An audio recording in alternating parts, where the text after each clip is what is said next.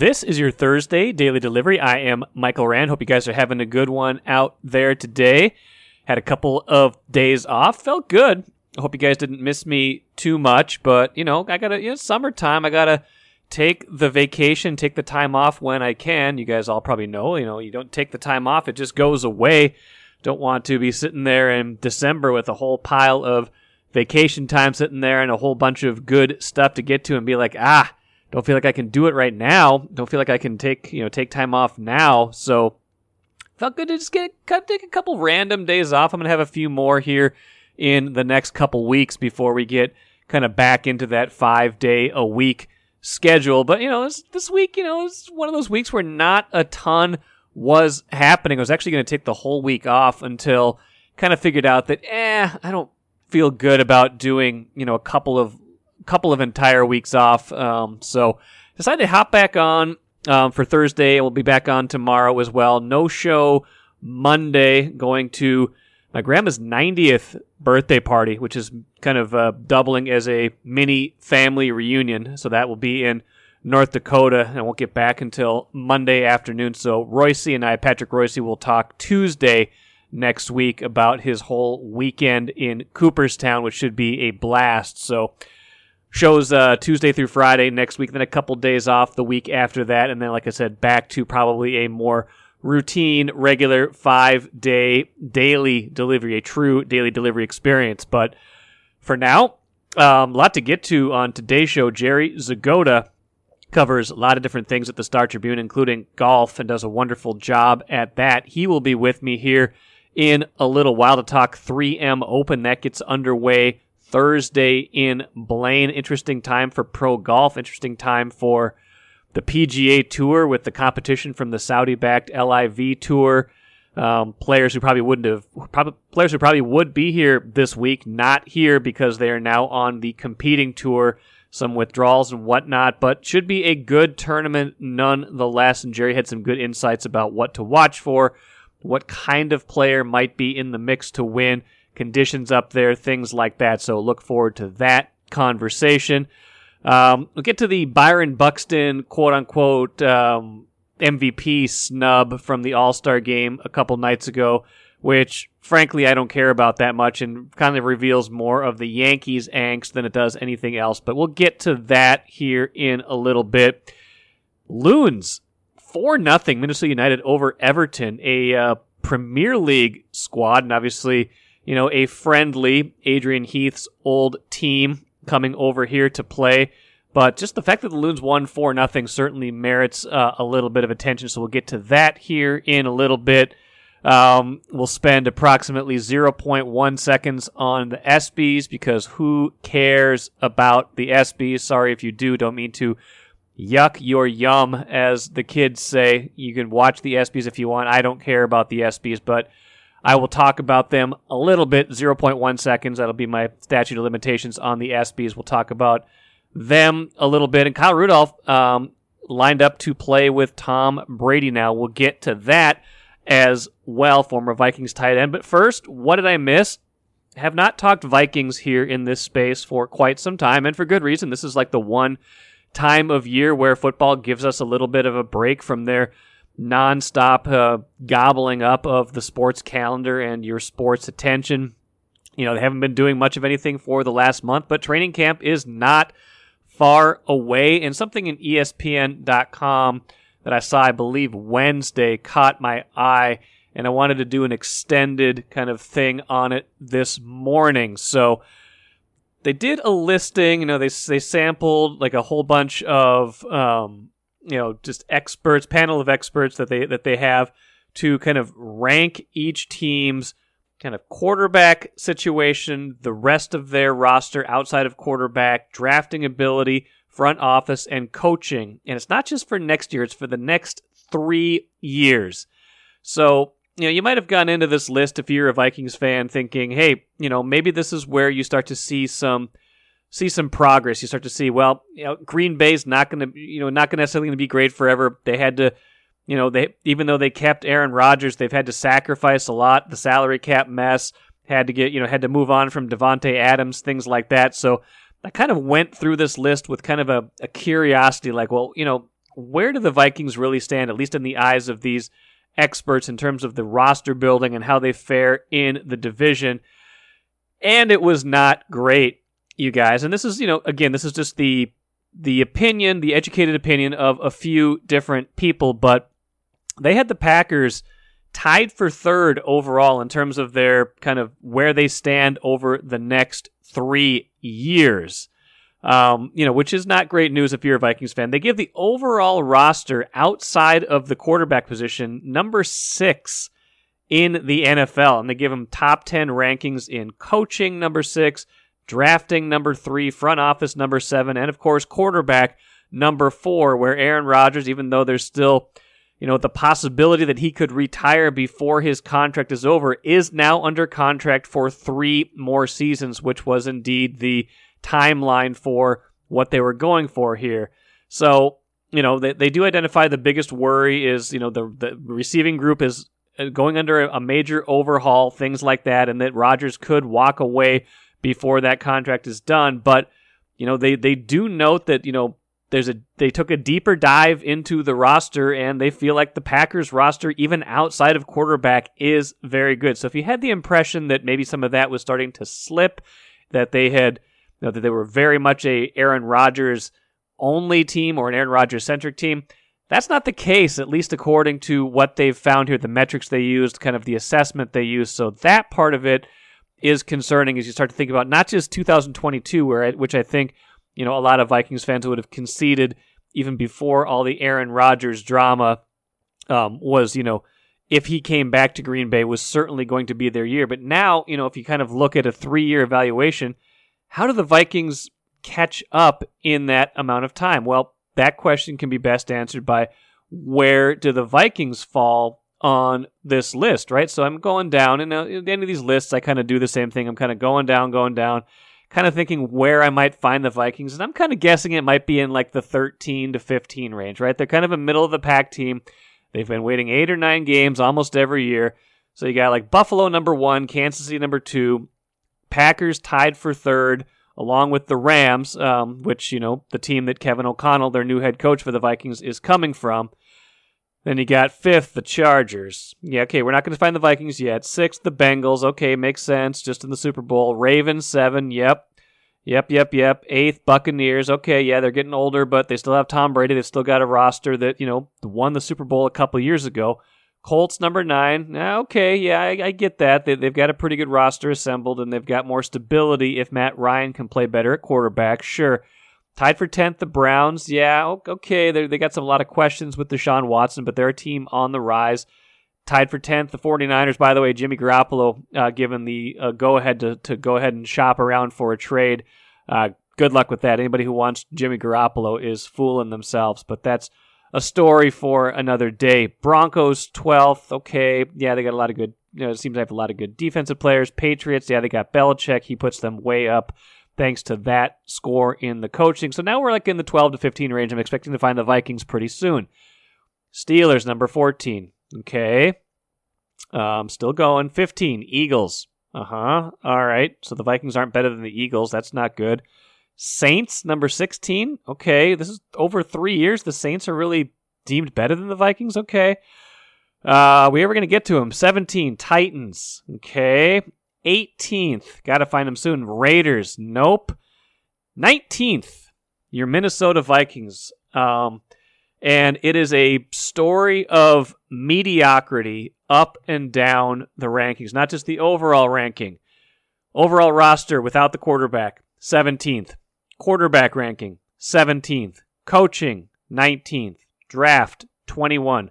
Front office, 21. Now, those last 3 categories, I think, are a little bit unfair. We have no idea what kind of head coach Kevin O'Connell is going to be. We have very little idea yet how Kwesi Adofo-Mensah will fare in the draft, how his ultimate vision will come into place. So a little bit of this is skewed probably by we don't know. That said, what we do know is quarterback Kirk Cousins got a little bit of an extension, so he's likely here for the next 2 years unless they decide to try to trade him after this season, but he is certainly their quarterback for 2022, deemed number 17 in terms of their quarterback situation for the next 3 years. and that their overall roster is also 17th. So basically like right in the middle of the NFL. And basically says stat to know at the end. The last time Kirk Cousins cracked QBR's top 10 was 2016. By the way, that was before the Vikings signed him to an $84 million guaranteed contract and then extended him once and then extended him again. Since then, he's been consistent, finishing between 13th and 18th each of the past 5 seasons. Again, I'm reading from this ESPN.com insider piece.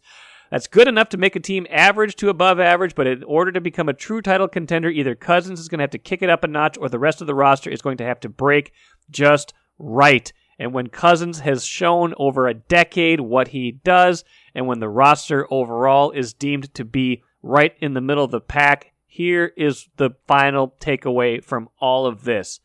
Kwesi Adolfo-Mensah and Kevin O'Connell have to know in their heart of hearts that a true rebuild is in the offing at some point. Maybe they want to call it a reload. Maybe they want to call it a roster reconstruction. Whatever the case, this team, as constructed, might be good enough to win 9 or 10 games this season and make it in as a, mid to low wild card in the playoffs. But it would take some sort of miracle to win the division with Aaron Rodgers back for another year, with the Packers, apparently having a roster that is pretty good even without Aaron Rodgers, and that if you are just going to keep banging your head against the wall and Aaron Rodgers is still here for the foreseeable future, you have to change something at some point. Now, I know. Let's see how the season plays out. I get that. Let's definitely do that. Let's not jump to conclusions, but based on this, based on the eye test from the last few years, based on an honest reckoning of this roster, that has to be the conclusion that at some point here, unless we are completely proven wrong in 2022, they have to be heading for some sort of major shift. They can't just keep kicking this can down the road and trying to, make something better out of slightly different ingredients. So that was my takeaway from that. Not optimistic, not saying the Vikings can't make the playoffs this year, not saying this whole year is out the window. I'm still curious about it. I'm curious to see how Kevin O'Connell's offense looks with the pieces they have, especially Justin Jefferson and Dalvin Cook, and maybe a little bit of how Kirk Cousins looks in this. Curious to see how a revamped defense looks in this 3-4 scheme. But overall, coming away from this a little bit more pessimistic than I was and realizing that at some point, a more thorough roster teardown is probably going to be in order. MGM Wine and Spirits is the choice for savings, service, and a great selection of spirits, premixed cocktails, wines, and of course, ice-cold beers and hard seltzers. With over 30 locations throughout the Twin Cities and beyond, there's an MGM near you. Head to MGMWineandSpirits.com to find a convenient location in your area. Get social. Follow MGM on Facebook and Instagram for all the latest news and trends. Make great moments with MGM Wine and Spirits, your locally owned and operated choice for over 50 years. Save time, save money. Shop MGM. Happy to be joined today on Daily Delivery by Jerry Zgoda. Covers multiple things at the Star Tribune. He's been on several times to talk about Minnesota United soccer, but also is a very good golf writer and is heading our coverage of the 3M Open up in Blaine starting on Thursday. Of course, that PGA Tour event in the Twin Cities out at the course in Blaine. Jerry, how you doing? Good. I had 2 front page stories today. One soccer, one golf. I love it. That's you had the good piece on Adrian Heath and that cool the cool meeting with Everton. So that's a fun one, and of course the golf as well. Just an interesting time, of course, for golf and the PGA Tour with all of the talk that's been going on over the last few months and all the people who have left the tour to go play on the competing LIV tour, the Saudi backed tour. Some of those players would have undoubtedly been here this weekend and are not here, and that's probably creating an interesting dynamic across golf, but also within the field. How much has that been dominating some of the, whether it's official or unofficial talk leading up to this event? Well, it's been talked about so much. It hasn't really been talked about all that much here, but it'll be interesting to see going forth how all this impacts, the non-major events, the fields that people can get, unless you're having the Jack Nicklaus Memorial or the Arnie Palmer, the really big events, but all these other events that are struggling to fill their fields. It just kind of trickles down. It starts off, a guy like Dustin Johnson, Brooks Koepka. They both, Phil has all been here in the first 3 years, not every year, but they've all been here. Guys who have, helped fill out the field, and now all of a sudden you take 24 guys out of it. You got a lot of guys, a couple of champion tour guys in the field this week. A lot of guys you either have forgotten or never heard of, but you still got, a handful of the stars to bring people out. You still see, when you see the big crowd down the fairway, it's Ricky Fowler. Yep. And it's always been, since they announced, this being a PGA Tour event, they've always been competing in a sense with, the British Open being, in this case, the weekend before. So I'm sure there've been challenges along the way. That said, I feel like, they've gotten themselves a foothold now into into the kind of the regular golf and sports rotation. Outside of the field, what's been you've been out there gathering, talking to people. What are the other kind of key storylines we should be following as we get ready for this tournament to start on Thursday? Well, I think just to kind of to watch the leaderboards and see who's up there, who's not. Hopefully, in Hollis Cabiner's perfect world, they get a guy with a famous name who is in contention all 4 days and wins it at the end to give him. Now you look at the list of winners here. Matthew Wolff won the first year, but he was not that well known when he won it. And then next year was Michael Thompson, with an I, not with a Y, if you're a golfer fan. Yes. And then last year Cameron Champ. So guys who are fun to watch. They're long hitters, but certainly not big name recognition. But people still love their golf. People come out. The pro-ams are full. People are out following the golfers that they know around, looking for autographs, eating some food. The interesting thing we'll see is how the wind impacts the tournament, because from my memory, for most of the few years I've been out here recently, the wind really hasn't blown. Today it really is, and tomorrow it's supposed to. So that's everything, because usually it always does out here. Aside from external factors like weather, wind, any potential for rain, although it looks pretty clear, and this time of year in Minnesota generally is pretty clear, which I imagine is part of the reason they have this at this time. What how is the course setting up? Anything different with the course, or are they doing anything differently to any holes, or how is it just looking in general? I think it's just sort of matured, because they had Tom Lehman out here, a couple of years ago before they had the first one, making adjustments to get this thing ready from a Champions Tour course to a PGA Tour course. And I think it just sort of matured. They got a couple, not new, but the greens, the tees they put on number 17 a couple of years ago have changed things a little. How they expanded that lake. It used to be almost like a pond. Now it's pretty much a lake in front of 18. That doesn't really give these guys a lot of problems, but still can reach up and bite someone, especially with the pressure on. And you got to make decisions, come Sunday afternoon.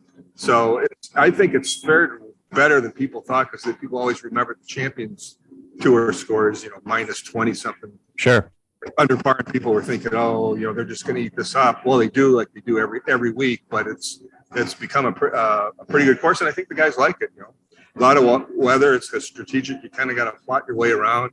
I think my story for tomorrow was asking the question of the 2 of the 3 winners were Wolff and Champ, 2 really long hitters. Is this a bomber's course, or is the sample size just too small? And like Michael Thompson said, I think it's the opposite. I proved that. He's like 180th in the world right now in driving distance, but he got his way around 2 years ago and won it. So I think and it looks pretty good on TV.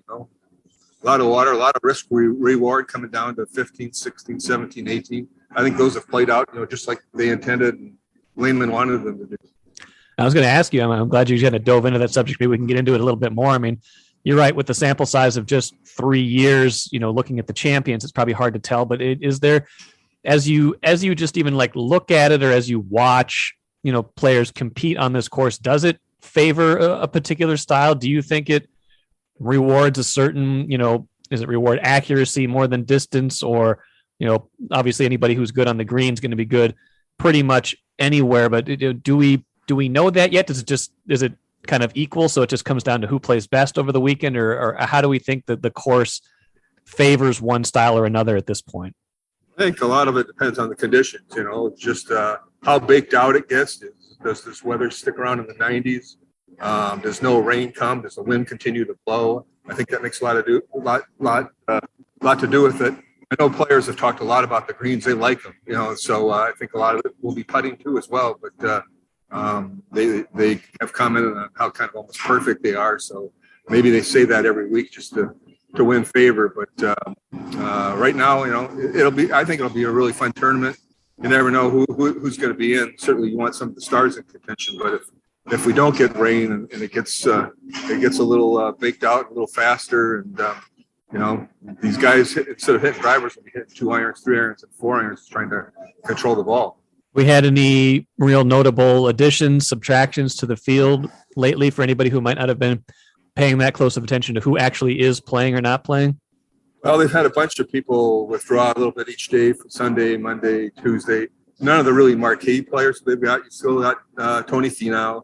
You got the Masters champ, Hideki Matsuyama. You got Ricky back. You get a lot of guys who are trying to get on the other side of that line for the FedEx points for the playoffs. Guys at 120, 127, 118 in that list trying to get themselves up. So you still got, Jason Day's here. There's a name and a former PGA champion that hasn't played great, in recent weeks and years. And, Stuart Sink, another former champion.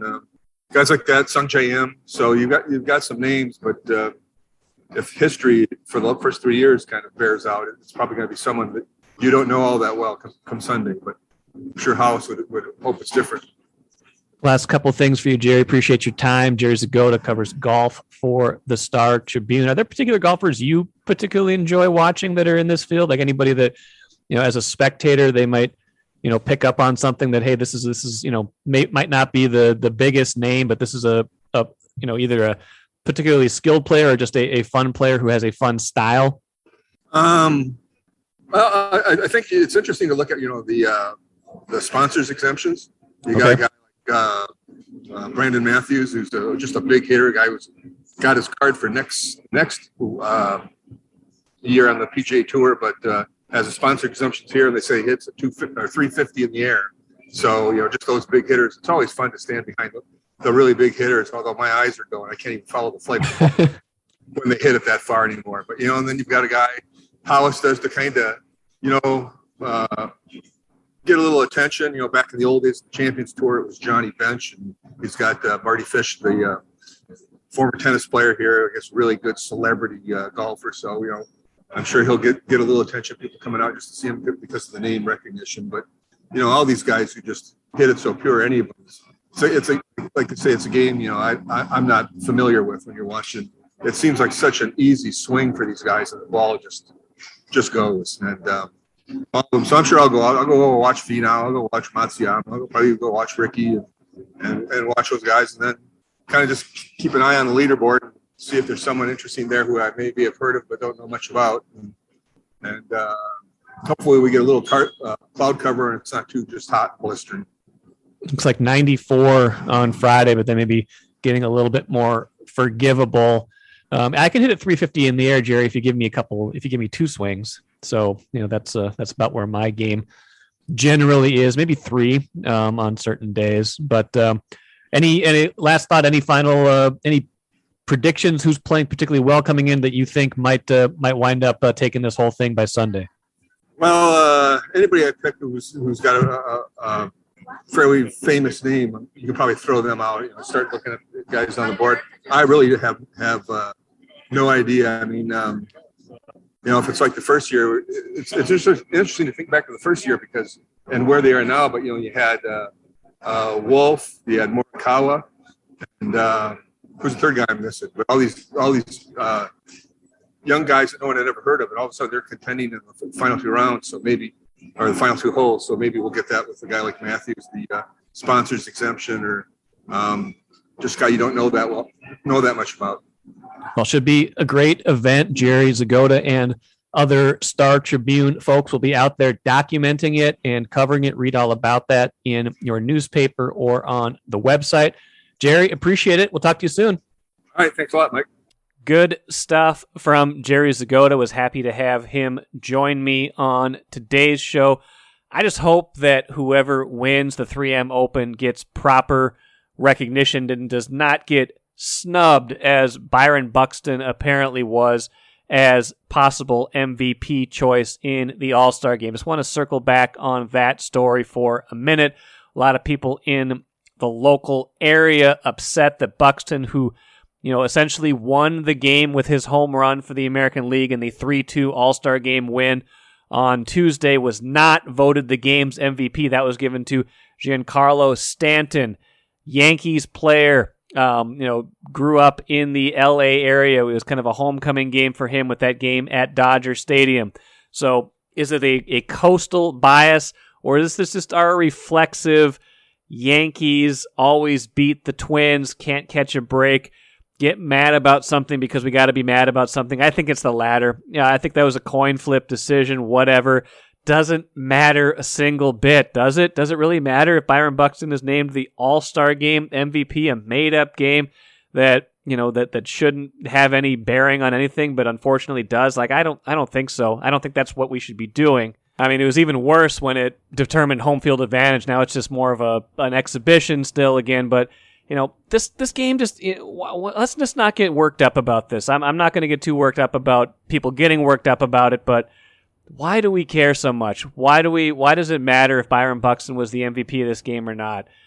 Just let Stanton have it. It's fine. It's fine that someone won an MVP award for a meaningless game. We don't have to get up in arms about every single thing. So that is my All-Star Game mini rant. Speaking of don't care, ESPYs were on Wednesday, did not watch a single minute of it, saw a little bit of social media stuff on it. That's fine.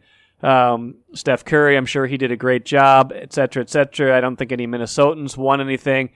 It's just this kind of the calendar filler. We can't have one day without anything sports-wise. All these networks, all these leagues are too smart for that, so the ESPYs kind of filled into that spot a while back, and here we are. But didn't watch a single minute of it. Don't ask me for any takes on who won, who lost, what happened, things like that. Again, kind of like the All-Star Game MVP, do not care. Do care about the Loons, even though they also just played an exhibition match 4-0 over Everton. Again, Premier League side Everton. I don't care what 11 Everton put out there. Don't care that it was just a friendly. You beat a Premier League team 4-0. Even in a friendly. That gets my attention. That was a fun game by all accounts, was not there, but everybody who was there just watching social media, watching bits and pieces of it, watching the goals, seemed like they were having a raucous good time, unless they happened to be rooting for Everton, in which case they were having a terrible, terrible night. Only bit of maybe trepidation that comes out of it. Emmanuel Reynoso, their best player, Loon's best player, after scoring early, left the match with an apparent ankle injury. Reported he will be, according to the Tribune, will be reevaluated on Thursday. Cannot afford to have Reynoso missing for any length of time. Obviously, he's not only their best player, but has been playing very well of late. So hopefully, for their sake, he is not injured too badly and can get back into the mix. Let's finish with the cooler. Kyle Rudolph. Had been maybe rumblings, rumors that maybe there could be some sort of Kyle Rudolph back to the Vikings story by now. That didn't happen. Kyle Rudolph signing with the Buccaneers, united with Tom Brady. You might have heard of him, pretty good quarterback. So that will be where Kyle Rudolph is this year, looking for a ring. So no Kyle Rudolph back with the Vikings. Maybe at some point he'll do like the one-day contract thing, but right now still a lot of football left, at least in his estimation and in the estimation of the Tampa Bay Buccaneers. That will do it for me today. Lavelle E. Neal III joining me on Friday's show to talk Cooperstown, talk induction weekend, Hall of Fame, Tony Oliva, Jim Cott, David Ortiz, tons of Minnesota connections in this year's Hall of Fame class. Great conversation with Lavelle about those players, about the Cooperstown experience, everything like that. So hope you will enjoy that on Friday's show. Thanks so much for joining me here today. Michael Rand, back at it again on Friday.